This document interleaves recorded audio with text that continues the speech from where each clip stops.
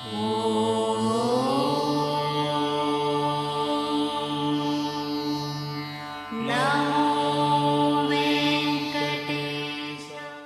श्री साईराम।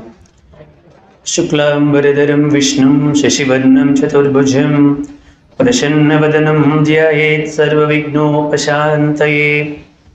गुरुब्रह्मा गुरुविष्णु गुरुदेवो महेश्वरः गुरुसाक्षात् परब्रह्म तस्मै श्रीगुरवे नमः। ओम साईश्वराय विद्महे सत्यदेवाय धीमहि तन्नः सर्वप्रचोदयात्। ओम भूर्भुवस्सुवः तत्सवितुर्वरेण्यं भर्गो देवस्य धीमहि धियो यो नः प्रचोदयात्। व्यासाय विष्णुरूपाय व्यासरूपाय विष्णवे नमो वै ब्रह्मनिधये वासिष्ठाय नमो नमः। कूजन्तं राम रामेति मधुरं मधुराक्षरम् आरुह्य कविताशकाहं वन्दे वाल्मीकिकोकिलं। श्रुतिस्मृतिपुराणानाम् आलयं करुणालयं नमामि भगवत्पादां शङ्करं लोकशङ्करां। वागर्धाविव सम्पृक्तौ वागर्धप्रतिपत्तये जगतः पितरौ वन्दे पार्वती परमेश्वरौ।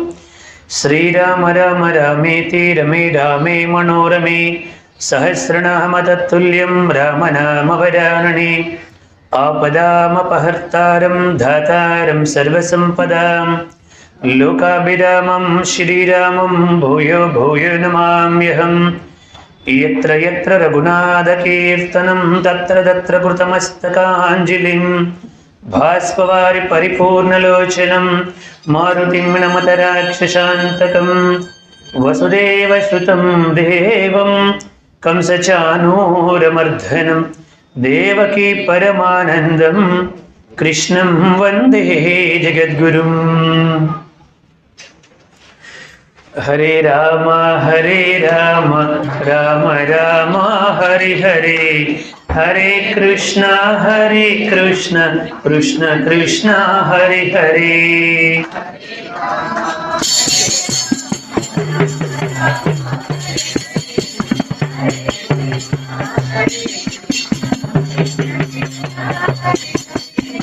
हरे राम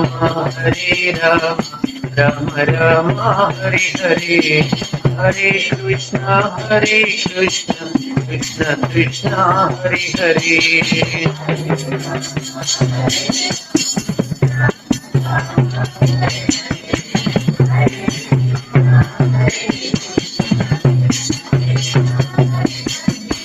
हरे राम राम राम हरे हरे, हरे कृष्ण कृष्ण कृष्ण हरे हरे।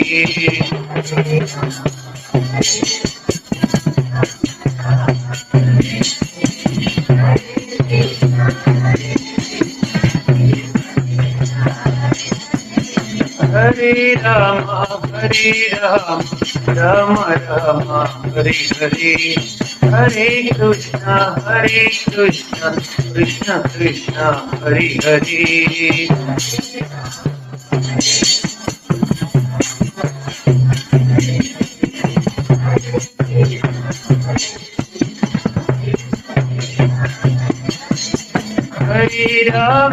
हरे राम राम राम हरे हरे, हरे कृष्ण कृष्ण कृष्ण हरे हरे।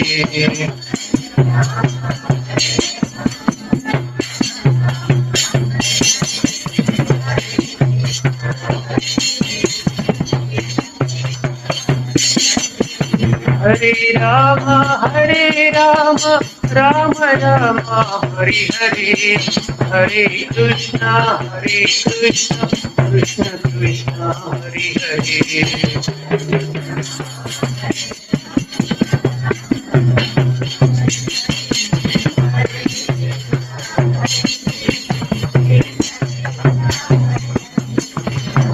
శ్రీరామచంద్రమూర్తికి, సీతామాతకు, లక్ష్మణ స్వామికి, ఆంజనేయ స్వామికి, భగవాన్ శ్రీ సత్యసాయి బాబాజీకి, ఏడుకొండలవాడ వెంకటరమణ గోవింద గోవింద, ఆపద మొక్కులవాడ అనాథ రక్షక గోవింద గోవింద గోవింద గోవింద.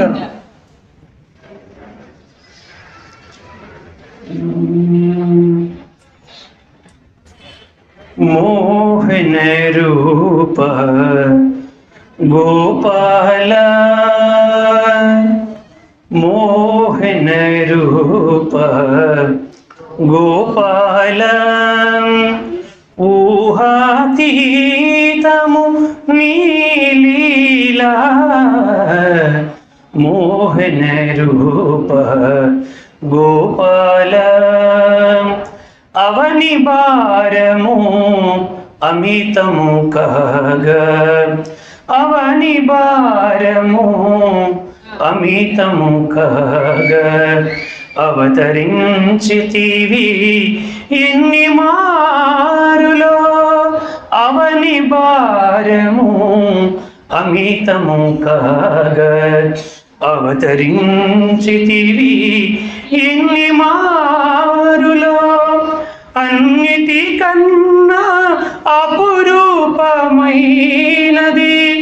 అన్నిటికన్నా అపురూపమైనది, కన్నుల విందగు ఈనాటి రూపము, కన్నుల విందగు ఈనాటి రూపము, మోహన రూప గోపాల, ఊహాతీతము నీలీలా, మోహన రూప గోపాల.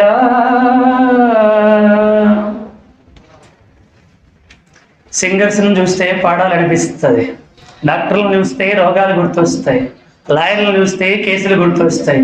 ఈరోజు మా సావిత్రి గారిని, మంజుల గారిని చూడగానే నాకు కూడా లోపలన్నీ పాటలు, కీర్తనలన్నీ పాడేయాలని లోపల ఉత్సాహం ఉరకల వేస్తుంది.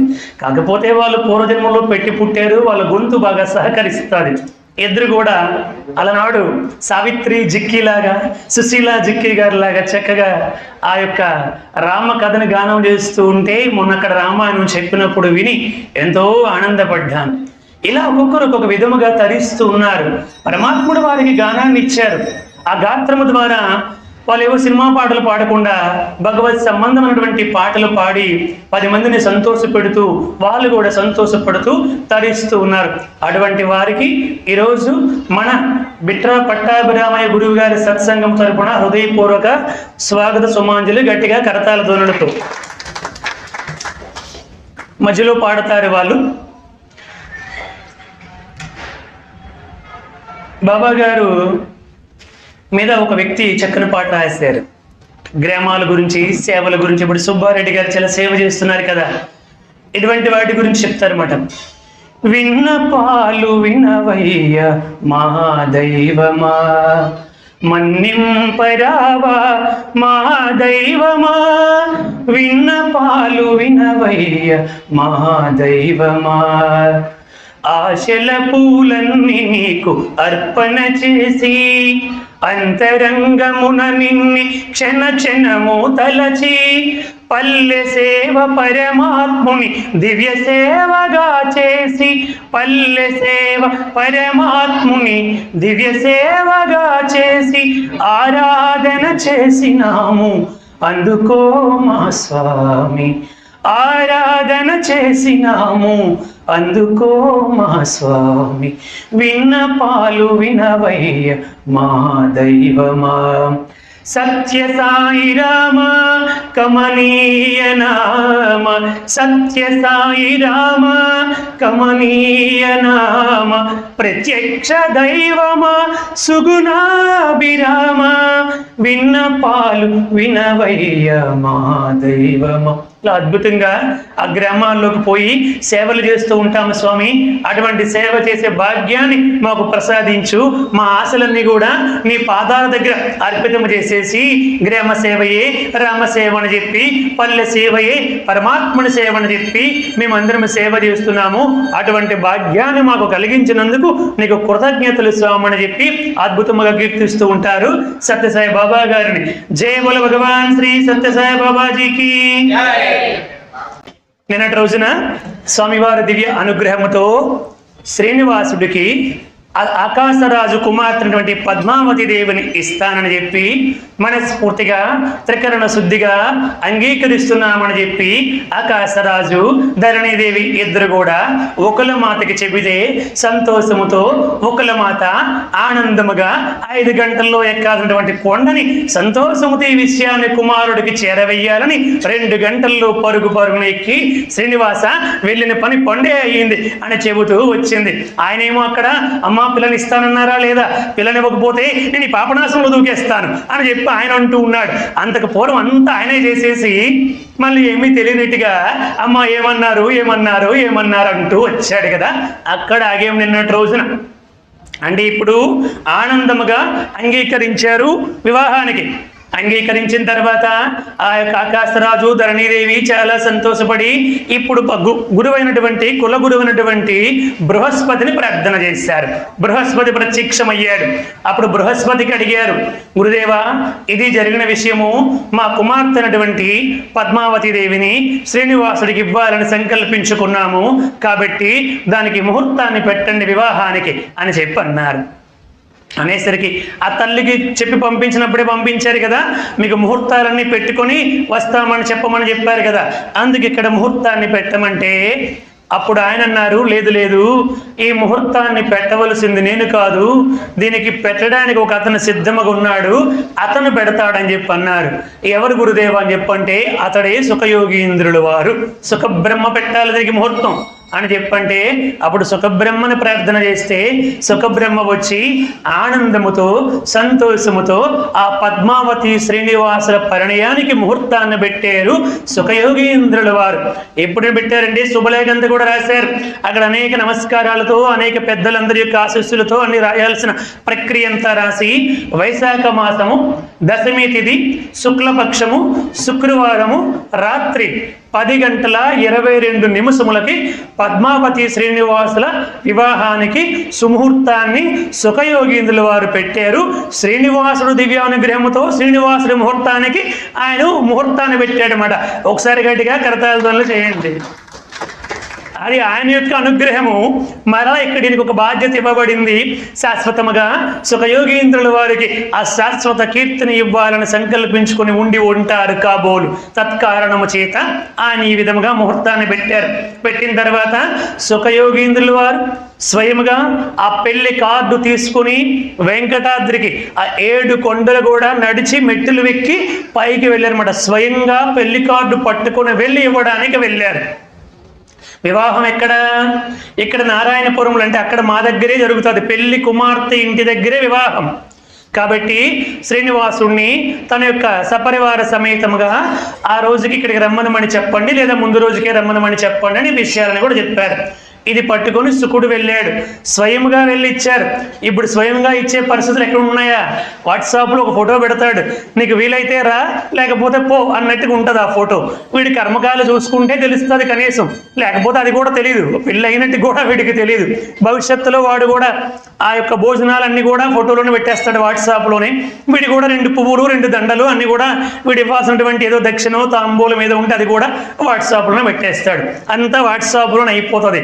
బాహ్యంగా ఇంకేమీ జరగదన్నమాట. భవిష్యత్తు అట్లా కనిపిస్తూ ఉంది. కానీ ఇక్కడ మాత్రము ఆ శ్రీనివాసుడి కళ్యాణానికి సుఖయోగీంద్రుల వారు స్వయముగా ఆ వివాహ లేఖను తీసుకుని పైకి వెళ్ళారు. వెళ్ళి ఆ యొక్క సుఖయోగీంద్రుని ఎప్పుడు చూడలేదు కదా, ఆ తల్లి చూసి ఆశ్చర్యపోయింది, నమస్కారం చేసింది. ఇదిగో అమ్మ, ఆకాశరాజు ధరణీదేవి ఈ శుభలేఖను పంపించారంటే శ్రీనివాసుడు ఎంతో సంతోషపడ్డాడు. సుఖయోగీంద్రుడు అతడు తీసుకుని వచ్చి ఇచ్చినందుకు శ్రీనివాసుడు అన్నాడు, నా శుభలేఖ తీసుకుని 7 కొండలు పైకి వచ్చావు కాబట్టి ఇదిగో నీకు నేను 10,000 వందనాలు సమర్పిస్తున్నాను అన్నాడండి. 10,000 వందనాలు సమర్పించాడు. ఆ తర్వాత మీ అందరినీ కూడా సపరివార సమేతముగా ఆకాశరాజు గారు ముందు రోజుకే వచ్చేయమన్నారంటే, లేదు నేను ముందు రోజు రాను, ఎందుకంటే పెళ్లి కొడుకు చేసుకున్న తర్వాత ఈ కొండలు నదులు ఇవన్నీ ఏవి కూడా దాటకూడదు కాబట్టి శుక్రవారం రోజు ఉదయమే నేను వస్తాను, అక్కడే పెళ్లి కొడుకుని చేసుకుంటాను, మా సపరివార సమేతముగా వస్తామని చెప్పండి అని చెప్పి అన్నారు. సరే అని చెప్పి సుఖయోగీంద్రుల వారు ఎంతో ఆనందంతో స్వామివారికి నమస్కారం చేసి అక్కడి నుంచి బయలుదేరారు. ఇప్పుడు శ్రీనివాసుడు అమ్మ ఈ శుభలేఖను పట్టుకుని వెళ్ళి పైన వరాహస్వామి ఉన్నారు కదా, వరాహస్వామికి ఇవ్వండి అని చెప్పంటే తల్లి ఆనందముతో పట్టుకుని వెళ్ళి వరాహస్వామికి ఇచ్చి, నువ్వు తప్పకుండా రావాలి పెళ్లికి, చూసేవా నేను వెళ్ళబట్టి ఆకాశరాజు అంగీకరించాడు, మాట్లాడాడు, నా కొడుకంటే ఎంత గొప్పవాడో అని ఆవిడ ఆనందంతో పొంగిపోతుంది. అవునమ్మా, నీ కొడుకు ఏమీ తెలియదు, చాలా అమాయకుడు, నువ్వు వెళ్ళి నువ్వు మాట్లాడబట్టే ఆకాశరాజు అంగీకరించాడు, ఆయన నువ్వు వెళ్ళకంటే ముందు ఎలుకలు సానిగా మారిపోయి చేయాల్సిన పనులన్నీ పూర్తి చేసేసాడు అని మనస్సులో అనుకుని బయటకు మాత్రము, అవునమ్మా నీ కొడుకు ఏమీ తెలియదు, నువ్వు వెళ్ళబట్టే సంబంధము సెటిల్ అయ్యింది, చాలా సంతోషము, కాకపోతే నేను ఈ కొండ దగ్గర నేను ఒట్టు పెట్టుకున్నాను, అందుకని నేను వివాహానికి రాలేను, వివాహం అయిన తర్వాత వాళ్ళే పైకి వస్తారు, అప్పుడు ఆశీర్వదిస్తానులే, నువ్వు వెళ్ళిపో అని చెప్పి అన్నాడు. సరే అని చెప్పి ఆవిడ బయలుదేరి అక్కడి నుంచి వెళ్ళింది. ఇంక ఇప్పటికి వచ్చేసరికి ఆలోచన చేశారు శ్రీనివాసుడు, ఇప్పుడు వివాహం చేసుకోవాలని చెప్పి వెంటనే బ్రహ్మదేవ అని చెప్పి అన్నారండి. అంతే, చతుర్ముఖ బ్రహ్మగారు ఆ యొక్క హంసవాహనం పైన సరస్వతీదేవి అందరూ కూడా ప్రత్యక్షం. ఇప్పుడు బ్రహ్మదేవుడు, సరస్వతి, నారదుడు అందరూ ప్రత్యక్షమయ్యారు. ఈవిడికి ఒక్కసారి ఏమిటి వీళ్ళందరూ ఇలాగ వచ్చేస్తున్నారు, నా కొడుకు ఎవరిని పిలిస్తే వాళ్ళు వచ్చేస్తున్నారు ఏమిటి, ఇదేమి సినిమా కాదు కదా అని ఈవిడ ఆశ్చర్యపోతుంది. ఎవరు ఒకలు మాత ఆశ్చర్యపోయి ఎవరు వీళ్ళు అని చెప్పండి, అమ్మ బ్రహ్మదేవుడు వీళ్ళు, నమస్కారం చేసుకుంటే నమస్కారం చేసింది, ఏమిటి నాకేం అర్థం కావట్లేదంటే అప్పుడు నారదుడు ప్రత్యక్షమై, అమ్మ నీకు ఇంకా అర్థం కాలేదా, అసలు నువ్వు ఎవరు అనుకుంటున్నావు, ఆనాడు యశోదామాతవే, ఈనాడు ఒకల మాతవి, ఆనాడు శ్రీనివాసుడు నీ కుమారుడిగా శ్రీకృష్ణ పరమాత్ముడిగా నిన్ను అనుగ్రహించాడు కాబట్టి ఆ యొక్క కోరిక ఆ వరాన్ని తీర్చడానికి ఈనాడు నీకు మరల కుమారుడిగా వచ్చాడు అని అంతా కూడా ఒకసారి ఫ్లాష్ బ్యాక్ చూపించేసరికి ఆవిడ తన్మయత్వంతో అలౌకికమైనటువంటి ఆనందంలో పారవశ్యముతో తేలిపోయింది. అప్పుడు శ్రీనివాసుడు అన్నాడు, ఎందుకు నారదా అవన్నీ కూడా చెప్పావు, నేను ఇక్కడికి వచ్చింది ఆ మాతృ ప్రేమను అనుభవించడానికి వచ్చాను.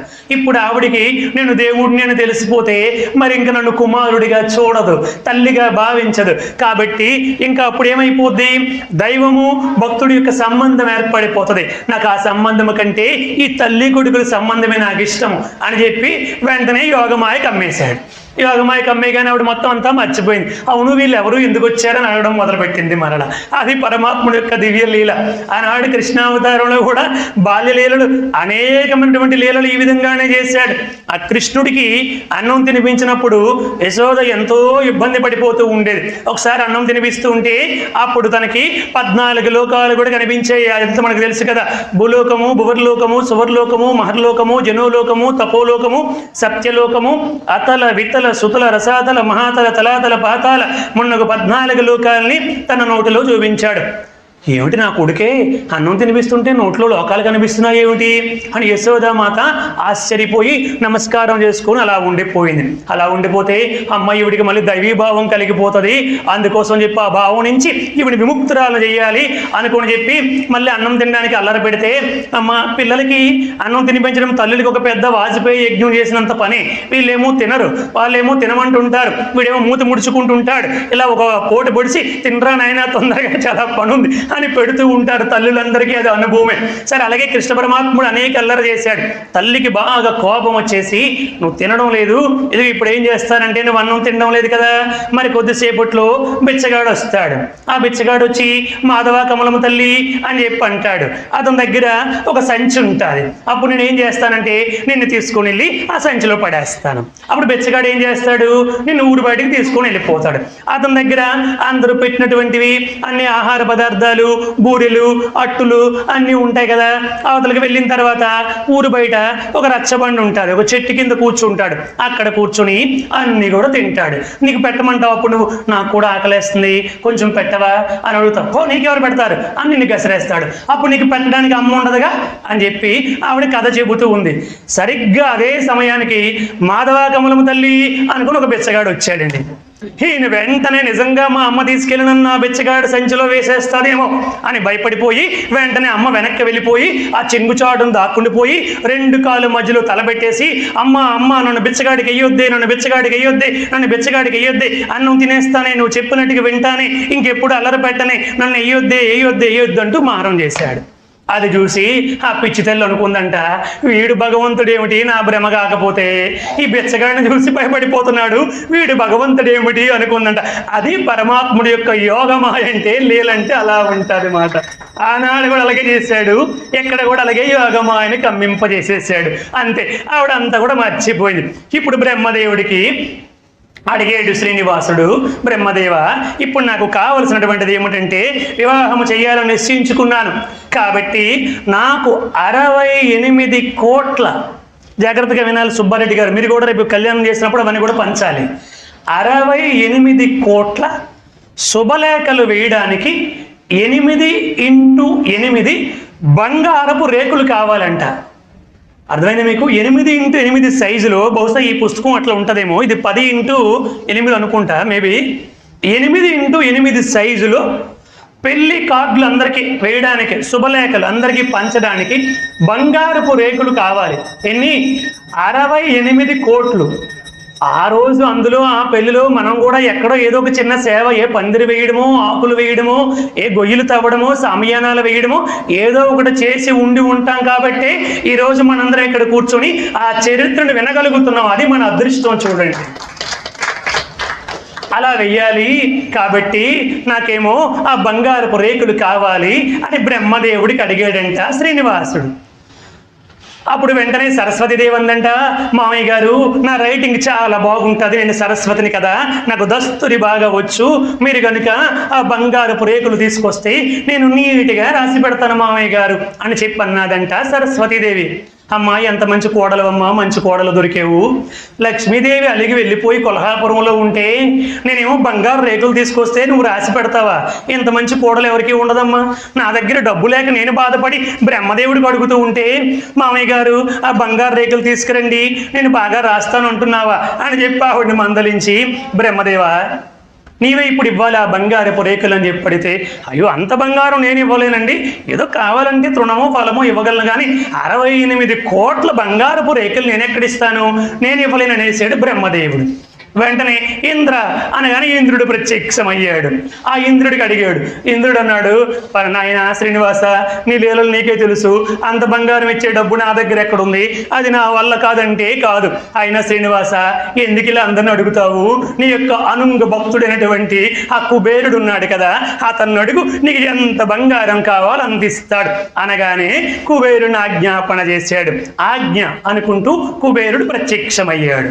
అప్పుడు కుబేరుడికి అడిగాడు, నాయన కుబేరా, నాకు 68 కోట్ల అంటే 1 కోటి నిష్కాసములు కావాలి. 1 కోటి నిష్కాసములు ఇస్తే వాటితో ఇవన్నీ కూడా చేసుకుంటాను. నాకు ఉట్టిగా ఉచితముగా వద్దు, వడ్డీకి కావాలి, అంటే అప్పుగా కావాలి. నీకు నెలకి 100కి ₹1 వడ్డీ ఇస్తాను, అంటే 100 నిష్కాసములకి 1 కాసు, అంటే మనకు అర్థమయ్యే భాషలో 100కి ₹1. చాలా ధర్మ వడ్డీ కదండి. శ్రీనివాసుడు అయితే మాత్రం ధర్మ వడ్డీయే ప్రతిపాదించాడండి. ఇప్పుడు మనందరం దాన్ని ₹3, ₹5, ₹10 అవతలవాడి బలహీనతే యువతలవాడి బలము కదా, దాన్ని బట్టి అనేక రకాలుగా చేస్తూ కలి అంతా కూడా సర్వనాశనం అయిపోయింది. అది పక్కన పెడదాం.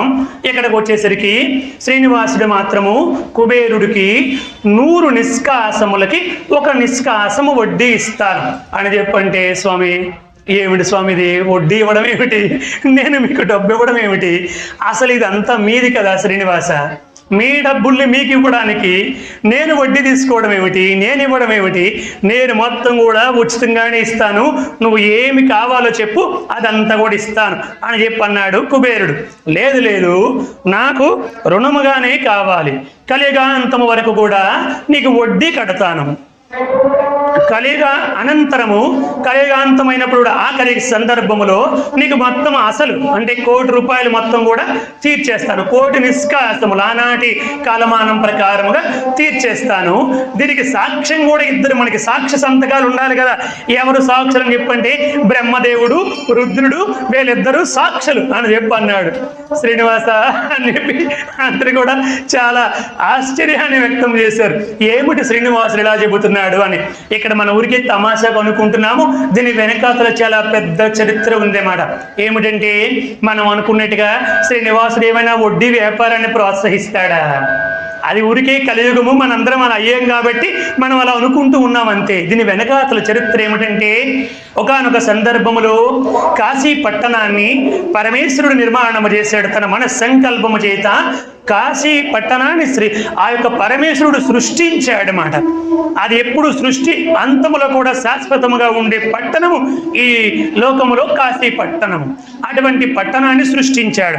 సృష్టించిన తర్వాత బిందు మాధవుడు లేదా వేణుగోపాలుడు లేదా కేశవ స్వామి ఎవరైనా అనుకోవచ్చు, మనం అక్కడ ఉంటుంది, మనకి వేణుగోపాల స్వామి గుడి ఉంటుంది.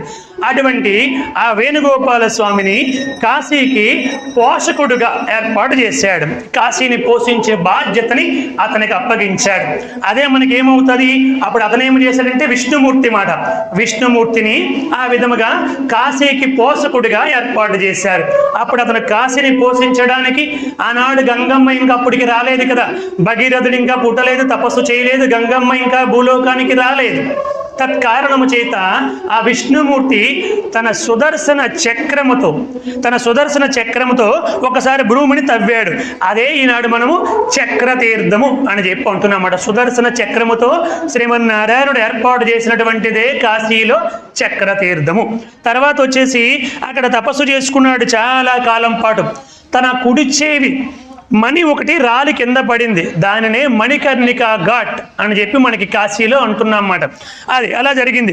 తర్వాత అతను తపస్సుకి సంతోషము చెందినటువంటి ఆ పరమేశ్వరుడు విష్ణుమూర్తికి ఒక గొప్ప వరాన్ని ప్రసాదించాడు.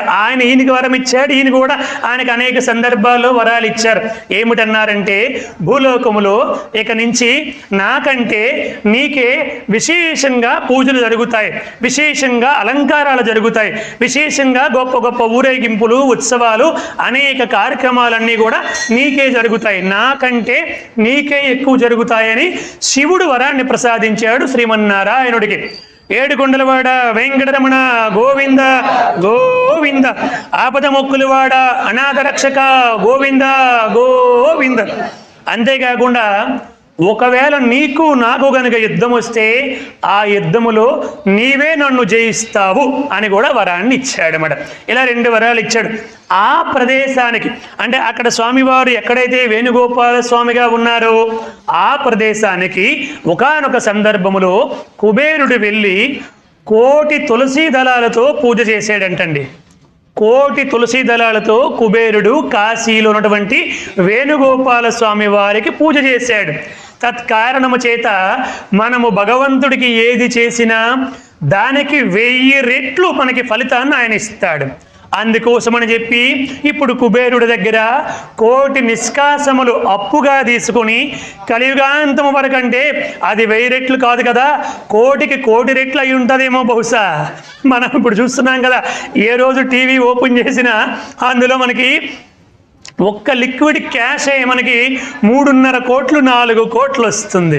మరి ఇంకా మిగతా ఎన్ని వస్తున్నాయో, తలనీలాలు ఎంత వస్తాయో, ఆర్జిత సేవలు ఎంత వస్తాయో, బంగారం ఎంత వస్తుందో, వెండి ఎంత వస్తుందో, మరి టికెట్ల రూపంలో ఎంత వస్తుందో, తర్వాత మన కాలమానం ప్రకారం మనం లెక్క పెట్టుకుంటే రోజుకి కనీసము 10 కోట్ల రూపాయలు వచ్చే అవకాశం ఉంది. అటువంటి గొప్ప అద్భుతమైనటువంటి దివ్య ఆకర్షణ శక్తి ఉండి ఎంతటి మూర్ఖుడైనా కానీ అక్కడికి వెళ్ళేసరికి వాడిలో స్థాయిలో దాన గుణము కలిగి స్వామివారికి తృణము ఫలము సమర్పించుకొని తన పరమాత్ముడి యొక్క దివ్య అనుగ్రహాన్ని పొందగలుగుతున్నాడు. అంత గొప్ప అద్భుత అవతారం శ్రీ వెంకటేశ్వర అవతారం మాట. గొప్ప దివ్య ఆకర్షణ శక్తి. ఇంతవరకు ఈ సృష్టిలో ఎక్కడైనా మీరు చూడండి, ప్రతి నిత్యము కూడా 60,000 మంది 70,000 మంది ప్రతి నిత్యము దర్శనము చేసుకునే ఏకైక పుణ్యక్షేత్రము తిరుమల తిరుపతి దేవస్థానం మాట. ఎక్కడ అంతమంది వెళ్ళరు. ఎక్కడికైనా వస్తారు. పుట్టపర్తికి కూడా బాబా గారి పుట్టినరోజుకి 4 లక్షల మంది 5 లక్షల మంది 10 లక్షల మంది వచ్చినటువంటి సందర్భాలు ఉన్నాయి. షిరిడిలో కూడా వస్తారు, మిగతా దేవాలయాలు కూడా వస్తారు, శ్రీశైలంలో వస్తారు, కాశీలో వస్తారు. కానీ కొన్ని సందర్భాలు మాత్రం వస్తారు. అలా కాకుండా 365 రోజులు కొండపైన కనీసములో కనీసము 3 లక్షల నుంచి 5 లక్షల మంది ఉంటారు ఎప్పుడు కూడా భక్తులు. దర్శనము 60,000 నుంచి 70,000 80,000 మంది వరకు దర్శనం చేసుకుంటారు. కొన్ని ప్రత్యేక కార్యక్రమాలు ఉన్నప్పుడైతే లక్షల మంది దర్శనం చేసుకుంటూ ఉంటారు. ఇంత గొప్ప అద్భుతమైనటువంటి దివ్య శక్తిని స్వామివారు అక్కడ ప్రొది చేశారు కాబట్టి భక్తాదులందరూ తిరుమల తిరుపతికి పరుగులెత్తుకుంటూ వెళ్తారన్నమాట. అటువంటి స్వామివారు ఇప్పుడు కుబేరుడి దగ్గర, ఆనాడు నాకు పూజ చేసే కాబట్టి నీవు చేసిన ఏది కూడా ఎప్పుడు పరమేశ్వరుడు నీకు వదిలిపెట్టడు. నువ్వు ఇచ్చిన దానికి 1000 రెట్లు నీకు ప్రతిఫలాన్ని ఇచ్చేస్తాడు. నువ్వు దేవుడికి ఏదైనా ఇస్తే ఒక 100 రూపాయలు, ఆయన నీకు 1,00,000 రూపాయలు ఇస్తే నువ్వు ఆయనకు ఒక 100 రూపాయలు ఇచ్చి ఇక్కడ ఏదో ఒక నారాయణ సేవో ఒక వస్త్రమో ఒక ప్రసాదమో ఏదో సమర్పిస్తావు. ఆయన నీకు 1,00,000 రూపాయలు ఇస్తే నువ్వు ఆయనకి 100 రూపాయలు ఇస్తున్నావు. కానీ ఆ 100కి నీకు మరలా 1000 రెట్లు మరలా ఇచ్చేస్తాడు అన్నమాట. అందుకనే ఎల్లప్పుడూ భగవంతుడిని స్మరించాలి, భగవంతుడి సేవ చేయాలి. నువ్వు ఉంచుకున్నటువంటిది ఏది కూడా నీది కాదు. ఉంచుకున్నదంతా కూడా నీ పిల్లలు పంచుకుంటారంతే. నువ్వు ఏదైతే పరమేశ్వరుడికి అర్పితము చేస్తున్నావో, భగవంతుడికి ఏదైతే ఇస్తున్నావో అదే నీ వెనకాతలు వస్తుంది. అదే నీకు దారి బత్తము, అదే నీకు మరుజన్మకి తోడై నీకు గొప్ప ముక్తిని, మోక్షాన్ని, ఆనందాన్ని, సకలైశ్వర్యాల్ని కలిగిస్తుంది అదే. కాబట్టి నువ్వు ఉంచుకున్నది ఎప్పుడు కూడా నీది కాదు, నువ్వు పంచుకున్నదే ఆ పరమాత్ముడికి చేరుతుంది అన్నటువంటి విషయాన్ని గుర్తుపెట్టుకోవాలి. మనము ఏది చేసినా భగవంతుడు మనకు అనుగ్రహిస్తాడు.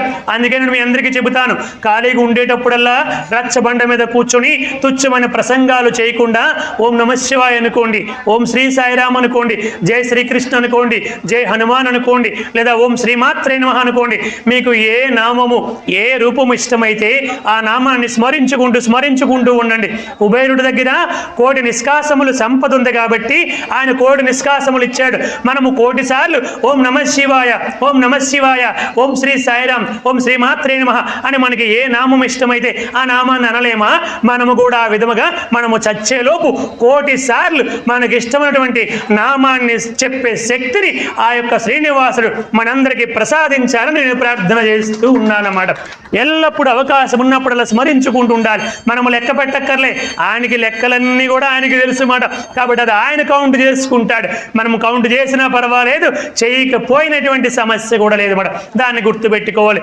తత్కారణము చేత ఇప్పుడు ఆయనకి పిలిచి, నాయన ఇది విషయము అని అంత మనసులో పెట్టుకొని ఆయనకి ఇచ్చాడు. అంతే తప్ప శ్రీనివాసుడు 100 రూపాయలు వడ్డీని ప్రోత్సహించడం ఆయన ఉద్దేశం కాదు. కలియుగ ప్రభావం చేత అలా అయిపోయాం. ఆనాడు చేసినటువంటి దానికి ఇవ్వాలి కాబట్టి ఆయన ఇచ్చేసాడు అన్నమాట. ఏది కూడా పరమేశ్వరుడు ఉంచుకోడు. తర్వాత ఆయన ప్రార్థన చేశాడు, విశ్వకర్మను ప్రార్థన చేశాడు, విశ్వకర్మని ఆజ్ఞాపించాడు. విశ్వకర్మ ప్రత్యక్షమయ్యాడు. బ్రహ్మదేవ విశ్వకర్మని ఆజ్ఞాపన చేసి అక్కడ ఆకాశ హార్మ్యాలు ఏర్పాటు చేయి. ఎక్కడ? కింద నారాయణపురములో విడిది భవనాలు ఏర్పాటు చేయి. గొప్ప విడిది భవనాలు ఉండాలి. పెళ్లికి వచ్చినటువంటి వాళ్ళందరూ 30 దేవతలు వస్తారు, 7 ఋషులు వస్తారు, వారి యొక్క శిష్యగణమంతా కూడా వస్తారు, అనేక మంది గొప్ప గొప్ప వాళ్ళందరూ కూడా వస్తారు. కాబట్టి ఆకాశ హార్మ్యాలు ఏర్పాటు చేయి. వివాహం అయిపోయిన తర్వాత అవి మరలా అంతర్ధానం అయిపోయినట్టుగా చేసే అని చెప్పి బ్రహ్మదేవుడికి చెబితే, బ్రహ్మదేవుడు విశ్వకర్మని ఆజ్ఞాపన చేస్తే ఆ విశ్వకర్మ గొప్ప గొప్ప భవనాలు ఆ నారాయణపురం అంటే దిగువ తిరుపతిలో మొత్తం ఏర్పాటు చేశాడు అన్నమాట. కొండ ప్రాంతములో ఒక్కసారి ఆశ్చర్యపోతే అప్పుడు ఆకాశరాజు ఒక్కసారి ధరణీదేవిని పిలిచాడంట. ధరణీదేవి మన అల్లుడి తాలూకు భవనాలు ఒక్కసారి చూడు, అవి విడిది భవనాలంట. వచ్చే వాళ్ళ కోసం ఏర్పాటు చేశాడు. మన అల్లుడు చాలా భేదవాడు, తలపాగా ఉంది, కిరీటం లేదు, ఆయనకి పిల్లని ఇవ్వనని చెప్పి అన్నావు కదా. ఇప్పుడు మన అల్లుడు గొప్పవాడా, మనం గొప్పవాళ్ళం అంటే, అమ్మ నాయన నా అల్లుడు ఎంత గొప్పవాడో, నా అల్లుడు ఎంత గొప్పవాడో, ఎంత గొప్పవాడికి పిల్లనివ్వకుండా పోయి ఉంటే నేను చాలా దురదృష్టవంతురాలను అయిపోయేదాన్ని అని ధరణీదేవి చాలా ఆశ్చర్యానికి ఆనందానికి గురైందంట. అలా గొప్పగా సహర్మ్యాలు ఏర్పాటు చేశాడు. అందరు కూడా బయలుదేరి ఉదయాన్నే రావాలన్నమాట. ఎందుకంటే పెళ్లి కొడుకుని ఇక్కడే చేసుకుంటానన్నారు కదా. శుక్రవారం రాత్రి 10:22 పెళ్లి. అందుకోసమని ఉదయాన్నే బయలుదేరి అందరు కూడా ఇక్కడికి వచ్చారు. వచ్చిన తర్వాత ఆయన అన్నాడు, ఇప్పుడు నన్ను పెళ్లి కొడుకుని చేయాలి. ఎవరిని? శ్రీనివాసుడిని పెళ్లి కొడుకుని చేయాలి. ఆయన అన్నారు, నన్ను పెళ్లి కొడుకుని చేయాల్సినటువంటిది లక్ష్మీదేవి రావాలి, ఆ లక్ష్మీదేవి వచ్చి నన్ను పెళ్లి కొడుకుని చెయ్యాలి అన్నారు శ్రీనివాసుడు. సినిమాలో చూపించినవి మీరు నమ్మకండి, మనకు కూడా తెలియనప్పుడు చిన్నప్పుడు అవంతా నిజమే అనుకున్నాము. లక్ష్మీదేవి అలిగింది, వెళ్ళిపోయింది, ఆయన ఇంకొక పెళ్లి చేసుకున్నాడని ఆవిడ కోపం వచ్చింది. అదంతా ఉట్టి కట్టు కథలని మన పెద్దలు గురువులందరూ కూడా నిరూపణ చేశారు. శాస్త్రాలు చదువుతూ ఉంటే మనకు కూడా అర్థమవుతుంది పురాణాల ద్వారా. అంటే అక్కడ ఆయన స్వయంగా చెప్పారన్నమాట శ్రీనివాసుడు, లక్ష్మీదేవి వచ్చి నన్ను పెళ్లి కొడుకుని చేయాలి, కాబట్టి నీవు వెళ్ళి తీసుకునిరా అని సూర్య భగవంతుడికి ఆజ్ఞాపన చేశారండి. అప్పుడు సూర్యుడు ఆనందముగా బయలుదేరమాట. అక్కడి నుంచి సచీదేవి అందరూ ఇప్పుడు ఎక్కడికి వెళ్ళాలి? కొల్హాపురానికి వెళ్ళాలి, మహారాష్ట్ర. ఇదేమో ఆంధ్రప్రదేశ్, అదేమో మహారాష్ట్ర. అందరూ కూడా వెళ్ళారు. ఆ రోజు శుక్రవారం కదా, ఇంకా అమ్మవారికి భక్తులు విపరీతంగా వచ్చేసారు. అమ్మవారికి గొప్ప అభిషేకాలు, పూజలు, అనేక కార్యక్రమాలు జరుగుతూ ఉన్నాయి. వీళ్ళందరూ అక్కడికి వెళ్ళారు.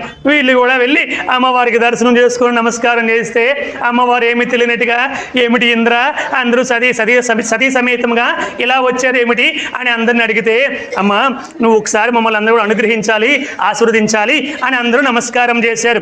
మొట్టమొదట ఇంద్రుడు భార్య శచీదేవి ఒక పట్టు చీరనిచ్చింది మాట. ఇంద్రుడు భార్య శచీదేవి లక్ష్మీదేవికి మొట్టమొదటి పట్టు చీరనిచ్చింది. తర్వాత అగస్త్య మహర్షి భార్య లోపాముద్ర వచ్చి చెవి కుండలాలు ఇచ్చింది.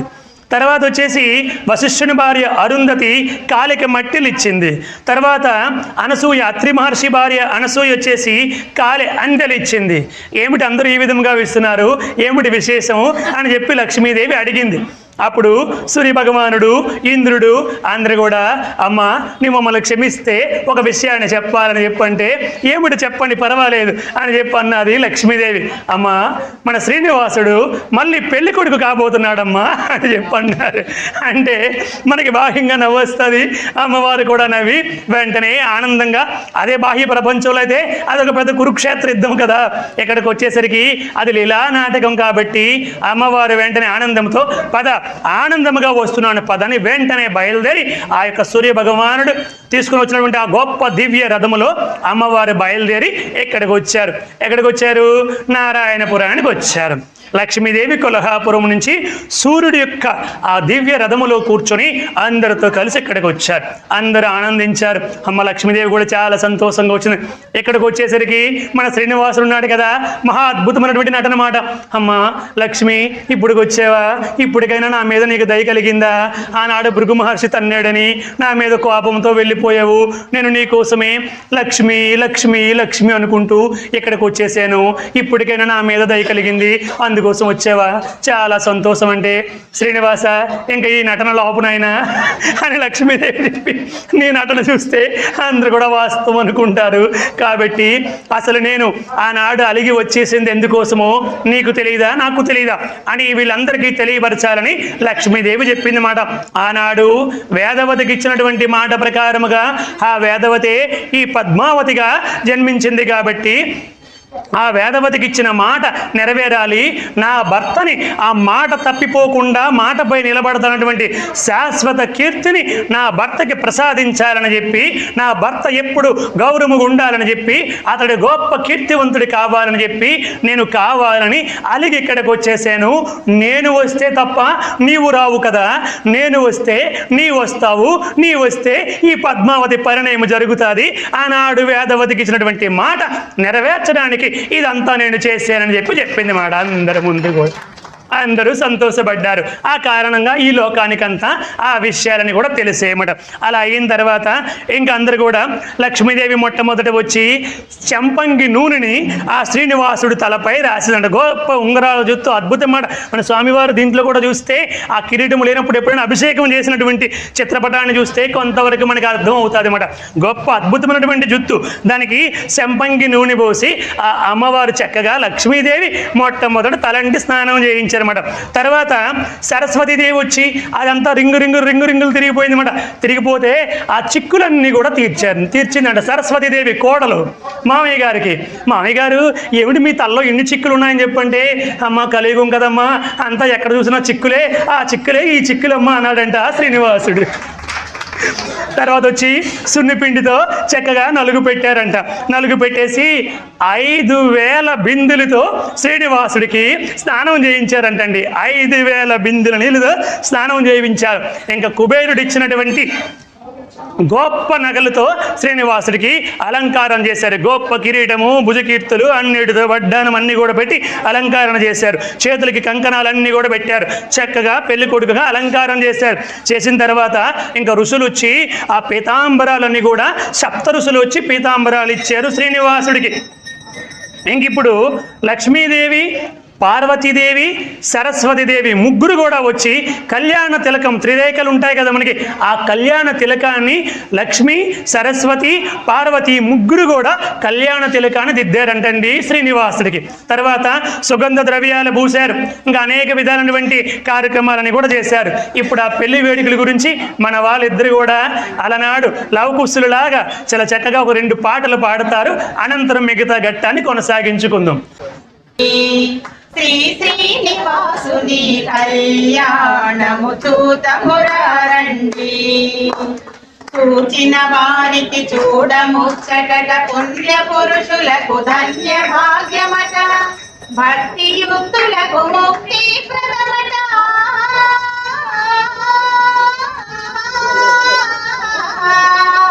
భక్తి యుక్తులకు ముక్తి ప్రదమట, సురులకు మురులకు చూడవచ్చునట కళ్యాణం చూదమురారండి. శ్రీ శ్రీనివాసుని కళ్యాణము చూదమురారండి. కాంచిన వారికి కన్నుల పండుగ కలియుగమందున కలలే పండగ వెంకటరమణుని విభవము చూడగా,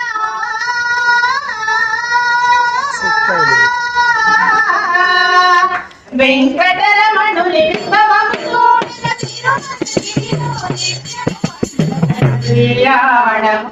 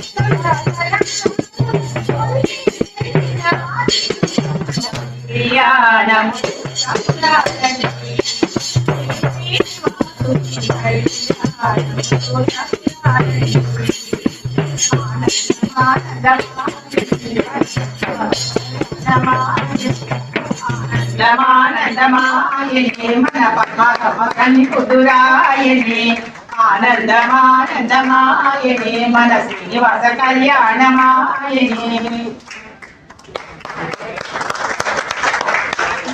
మనకి